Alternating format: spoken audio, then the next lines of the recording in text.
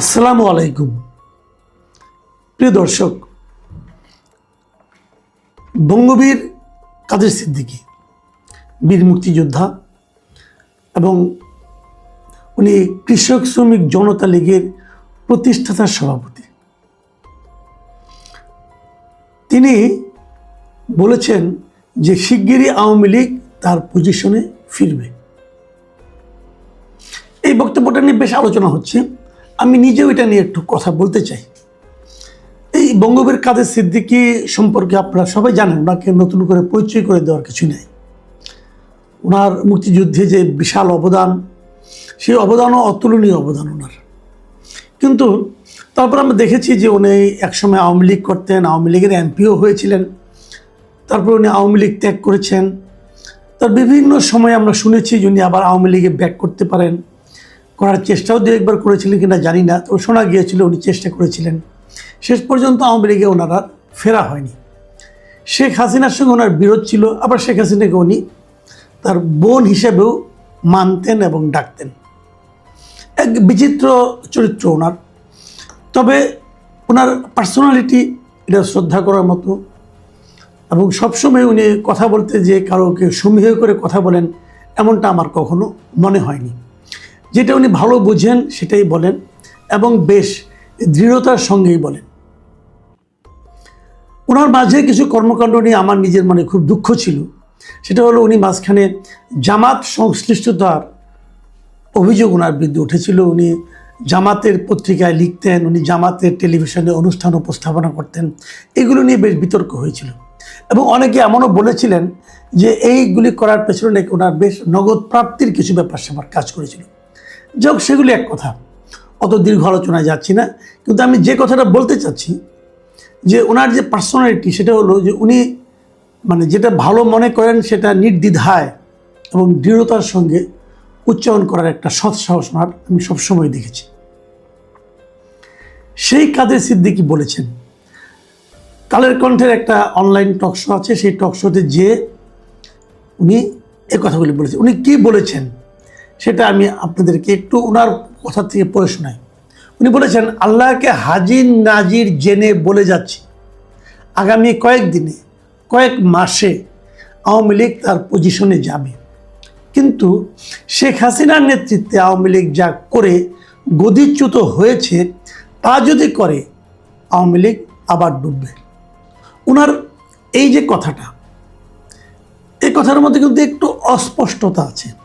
অস্পষ্টতা এই কারণে, উনি বলছেন, প্রথমে বলছেন কয়েক দিনে, তারপরে বলছেন যে কয়েক মাসে, তারপর বলছেন আওয়ামী লীগ তার পজিশনে যাবে। এই যে পজিশনে যাবে, এই কথার অর্থ কি? আওয়ামী লীগ সর্বশেষ যে পজিশনে ছিল সেই পজিশনে যাবে?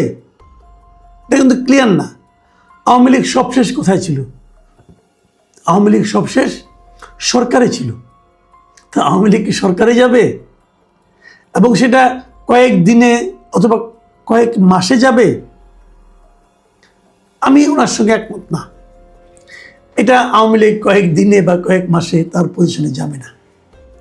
সেই যাওয়ার মতো কোনো বাস্তবতা আমি দেখতে পাচ্ছি না। দেশের মানুষ আওয়ামী লীগকে কয়েক দিনে অথবা কয়েক মাসের মধ্যে আবার আগের মতো করে ক্ষমতায় বসাবে, এরকম মনে করার মতো কোনো কারণ আমি দেখি না। তারপর উনি বলেছেন যে কিন্তু শেখ হাসিনার নেতৃত্বে আওয়ামী লীগ যা করে গদিচ্যুত হয়েছে, তা যদি করে আওয়ামী লীগ আবার ডুববে। আবার ডুববে মানে কি? তাহলে একবার ভাসবে তারপর আবার ডুববে। আওয়ামী লীগ ভাসবে কি না সেটাই তো নিয়ে আলোচনা হচ্ছে। তো আপনি আওয়ামী লীগকে এক মাসের মধ্যে কয়েক মাসের মধ্যে উঠিয়ে আবার ডুবিয়ে দিচ্ছেন। যদি আওয়ামী লীগ আগের মতো আচরণ করে তাহলে তো ডুববেই। শেখ হাসিনা যে আচরণটা করেছিলেন, ওই আচরণটা যে কোনো দল করুক, আওয়ামী লীগ করুক, যে কোনো দল করুক, সেই দল ডুবতে বাধ্য। কারণ শেখ হাসিনা মূলত কী কাজটা করেছিলেন?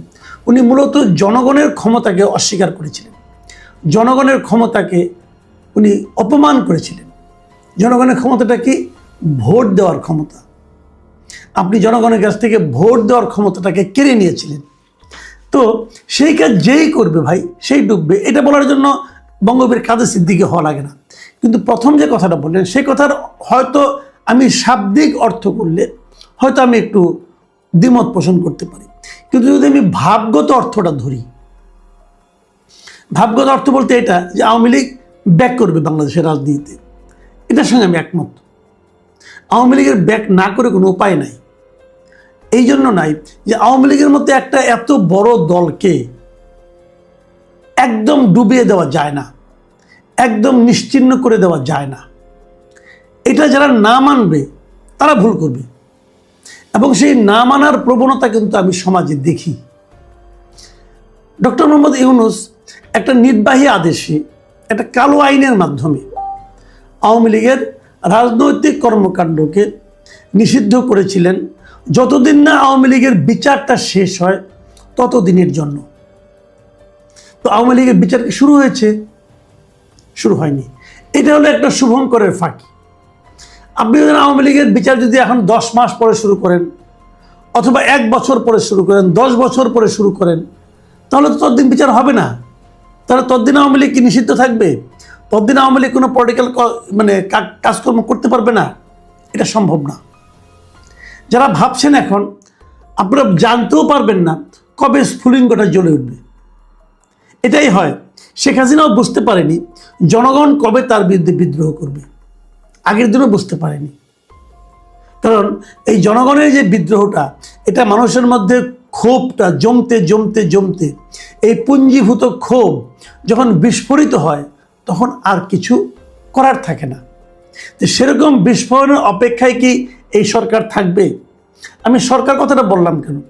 বললাম এই কারণে যে ডক্টর ইউনূস যে অধ্যাদেশটা জারি করেছিল আওয়ামী লীগের কার্যক্রম নিষিদ্ধ করে, সেই অধ্যাদেশটাকে কিন্তু এই বর্তমান সরকার আইনে পরিণত করেছে।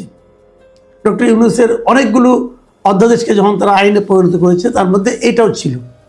তার মানে এখন আইন করেই আওয়ামী লীগকে তার কার্যক্রমকে তার বিচার শেষ না হওয়া পর্যন্ত নিষিদ্ধ রাখা হয়েছে। তাহলে এখন করণীয়টা কি? করণীয় হতে পারে দুটো। একটা হলো তাড়াতাড়ি বিচার শুরু হবে, এবং বিচারে যে সিদ্ধান্ত হয় সেটাই হবে। বিচারে যদি আওয়ামী লীগের রাজনীতিকে নিষিদ্ধ করা না হয়, তাহলে আওয়ামী লীগ রাজনীতি করতে পারবে। আর যদি রাজনীতিকে নিষিদ্ধ করা হয়, তখন আওয়ামী লীগ রাজনীতি করতে পারবে না। তো বিচারিক আদেশ একটা, আর নির্বাহী আদেশ আরেকটা। তো বিচারিক আদেশটা কি হয় সেটার জন্য আমরা অপেক্ষা না হয় করতে পারি। কিন্তু এখানে যে কথাটা বলা হচ্ছে সেটা হলো, যে কথাটা নাকি কাদের সিদ্দিকীও বলেছেন, যে যদি আওয়ামী লীগ আসে, তাই সে আওয়ামী লীগটা কীভাবে আসবে? শেখ হাসিনার নেতৃত্বে আসবে? শেখ হাসিনা যেভাবে আওয়ামী লীগকে চালিয়েছে সেভাবে আবার চলবে? এটা নিয়ে কিন্তু একটা বড় প্রশ্ন। অনেকে এরই মধ্যে বলা শুরু করেছেন যে আওয়ামী লীগ আর শেখ হাসিনা এই দুটো হলো অঙ্গাঙ্গিভাবে জড়িত। শেখ হাসিনা ছাড়া আওয়ামী লীগ তারা চিন্তা করছেন না। এটা ভালো, এটা তার নেত্রীর প্রতি প্রেম থাকতে পারে, অথবা শেখ হাসিনা এমন একটা জায়গায় চলে গিয়েছিলেন, তিনি এমন একটা চেহারা, এমন একটা ব্যক্তিত্ব, তারা তার বিকল্প কাউকে আর ভাবছে না। এটাও তাদের চিন্তা, নেতৃবৃন্দের প্রতি কর্মী সমর্থকদের যে আস্থা বিশ্বাস, হয়তো সে কারণে। কিন্তু প্রশ্ন হলো, যদি শেখ হাসিনা আসেন, তাহলে ওনার যে কৃতকর্ম, তার জন্য কি ওনাকে বিচারের সম্মুখীন হতে হবে না? এই জায়গাটাতে আমার প্রশ্ন। শেখ হাসিনা যদি আসেন, তাকে অবশ্যই তার বিচার করার দরকার হবে, কারণ ওনার বিরুদ্ধে অভিযোগ আছে। এই যে এতগুলি শিশু মারা গেল, এতগুলি মানুষ মারা গেল জুলাই আন্দোলনের সময়, সেই সময় সরকার প্রধান যিনি ছিলেন, তিনি কি হত্যাগুলোর দায় এড়াতে পারবেন? তাহলে ওনাকে যে কথাটা কাদের সিদ্দিকী নিজেও বলেছেন, দেখেন উনি কি বলেছেন।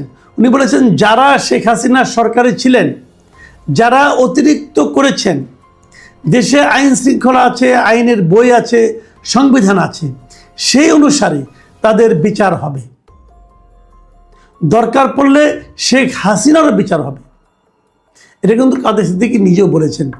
মানে যারা বাড়াবাড়ি করেছেন, যারা অন্যায় করেছেন, যারা অনিয়ম করেছেন, তাদের সকলের বিচার হতে হবে, এটা কাদের সিদ্দিকীর মত।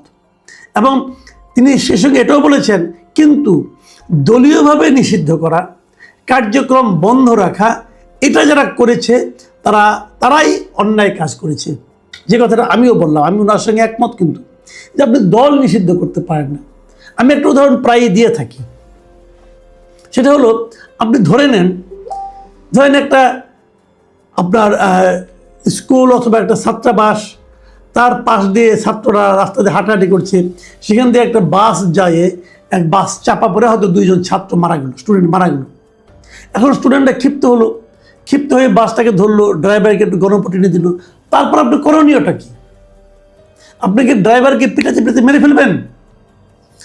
আপনার দায়িত্ব হলো সে ড্রাইভারকে ধরে আইন প্রয়োগকারী সংস্থার হাতে সোপর্দ করা। তারা বিচার করবে এই ড্রাইভার কি অন্যায় করলো, কি অন্যায় করলো না সেটা। কিন্তু আমরা কি দেখি প্রায় যে বাসটাকে আগুন ধরিয়ে দেওয়া হয়। বাসটার কি অপরাধ? বাসটা কি নিজে নিজে যে এই ছাত্রদের উপর উঠে পড়েছিল? তা তো পড়েনি। ছাত্রদেরকে মেরেছে ড্রাইভারের কারণে। ড্রাইভার ছাত্রদেরকে বাসটা চালিয়ে ছাত্রদের উপর উঠিয়ে দিয়েছে। তা দায় থাকলে ড্রাইভারের হবে। এখন আপনি যদি বলবেন এই যে এই ড্রাইভার 3 দিন 4 দিন ধরে না ঘুমিয়ে কাজ করছিল, তার মধ্যে ক্লান্তি ছিল, এই জন্য এরকম হয়েছে। আবার অনেকে বলতে পারেন তিনি হয়তো কিছুটা পানাহার করেছেন, কিছু পান করেছেন। অনেক ড্রাইভার তো মদ টদ খায়, হয়তো খেয়েছেন, সে কারণে করেছেন। যে কারণেই করেন, বাসের স্টিয়ারিংটা যার হাতে ছিল তাকেই দায়িত্বটা নিতে হবে। তো জুলাই আন্দোলনের সময় বাসের স্টিয়ারিংটা কার হাতে ছিল? শেখ হাসিনার হাতে ছিল, শেখ হাসিনার মন্ত্রীবর্গের হাতে ছিল। তাহলে ড্রাইভার, কন্ডাক্টর এবং অ্যাসিস্ট্যান্ট যারা ছিল এদের সবাইকে বিচারের আওতায় আনেন, কোনো আপত্তি নেই। কিন্তু আপনি বাসটাকে পুড়িয়ে দেবেন কোন যুক্তিতে? তো আওয়ামী লীগের শাসন আমলে আওয়ামী লীগ যারা চালাতো তারা এই কাজগুলো করেছে। ভাবুন তো একবার, এই আওয়ামী লীগ তো 96 সালে ক্ষমতা এসেছিল, তখন কি তারা এরকম করেছে? করেনি তো। এই আওয়ামী লীগ তো স্বাধীনতার সংগ্রামে আমাদের নেতৃত্ব দিয়েছে, তখন তারা এরকম করেছে? করেনি তো। কাজেই এই আওয়ামী লীগ যখন এই দুঃশাসনগুলি চলেছে, তখন এই আওয়ামী লীগের নেতৃত্বে যারা ছিল এটা তাদের দোষ, তাদের ভুল, তাদের অপরাধ। আপনারা তাদের বিচার করেন। পুরো দলটাকে তো আপনি এভাবে বন্ধ করে দিতে পারেন না। এই দলে অনেক নিবেদিত প্রাণ কিন্তু নেতাকর্মী আছে, যারা নাকি আওয়ামী লীগের আদর্শে বিশ্বাস করে। আওয়ামী লীগের আদর্শ কিন্তু গণহত্যা নয়, আওয়ামী লীগের আদর্শ কিন্তু ফ্যাসিবাদ নয়, আওয়ামী লীগের আদর্শ কিন্তু মানুষের ভোটাধিকার হরণ করাও নয়। যারা এগুলি বলেন তারা মতলবী কথা বলেন। যেমন ধরেন আমি 71-এর কথা বলি। 71-এ যে ঘটনাটা ঘটেছিল, 71-এ যারা রাজাকার হয়েছিল, যারা পাকিস্তানি বাহিনীকে সহায়তা করেছিল, যারা মুক্তিযুদ্ধের বিরোধিতা করেছিল, তারা কিন্তু দলীয়ভাবে সিদ্ধান্ত নিয়ে করেছিল। এই 2024-এ কিন্তু দলীয়ভাবে সিদ্ধান্ত নিয়ে হয়নি, বিষয়টা হয়েছে সরকারিভাবে। মানে যারা সরকারি ছিল তারা করেছে কাজটা। এই জিনিসগুলো মাথায় রাখতে হবে। বঙ্গবীর কাদের সিদ্দিকী তার এই অনুষ্ঠানে বিএনপিকেও কিছু পরামর্শ দিয়েছেন, এবং সেই পরামর্শগুলো আমি মনে করি বিএনপির যদি শোনেন তাহলে বিএনপির লস হবে না। তিনি বলেছেন, বিএনপি যদি শেখ হাসিনার নেতৃত্বে যেভাবে সরকারটা চলেছিল সেভাবে চলে, তাহলে তারেক রহমানের সরকারও ডুববে। মানুষের কথা শুনতে হবে, মানুষকে বিশ্বাস করতে হবে, এবং মানুষের বিশ্বাস অর্জন করতে হবে। এই প্রত্যেকটা কথাই আমি মনে করি গুরুত্বপূর্ণ। এবং আমি মনে করি কাদের সিদ্দিকী একজন প্রবীণ লোক, একজন বর্ষিয়ান রাজনীতিবিদ, ওনার অভিজ্ঞতা অনেক। সরকার যদি কাদের সিদ্দিকীর এই অভিজ্ঞতাজাত পরামর্শগুলি বিবেচনায় নেন, তাহলে আমার মনে হয় সরকার ভুল